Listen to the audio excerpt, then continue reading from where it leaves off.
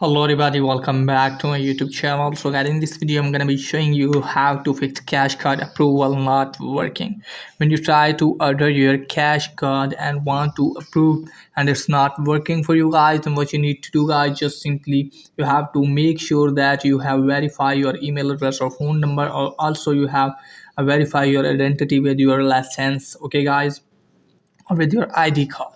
Now after that guys, if you have verified your identity and still not working for you guys, just simply you have to tap on profile at the top right corner.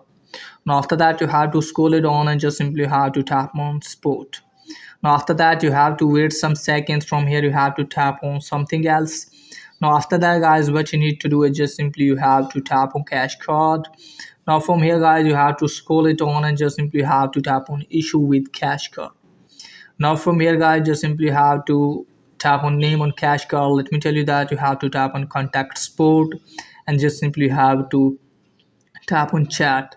Now from here you can chat with cash app support and tell them that you want to approve your cash card and still not working for you, or you are getting the error. If you're getting the error, just simply have to mention that error, and after that hopefully your problem will be fixed.